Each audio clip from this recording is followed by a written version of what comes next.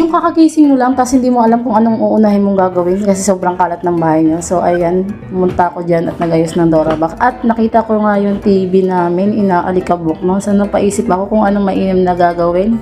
So napailing-iling ako niyan, tinanggal ko na isa-isa lahat ng mga nakapatong sa aming TV.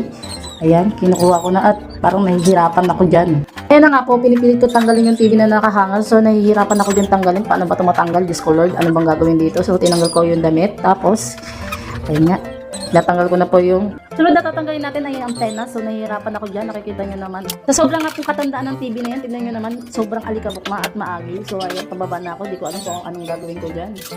Kaya nga po naisipan ko na lang buhusan ng tubig at hugasan at sabunan. Para lang ako naghuhugas ng plato dyan. Nagpisa ko na siyang liguan, parang malinis na talaga siya guys. Sobra kasing alikabok, nakakaasar. So kaya ayan, naisipan ko na lang siyang liguan. Dapat nga lang, wawalisan ko lang yan at tatanggalan ng alikabok. Ewan ko ba kung ano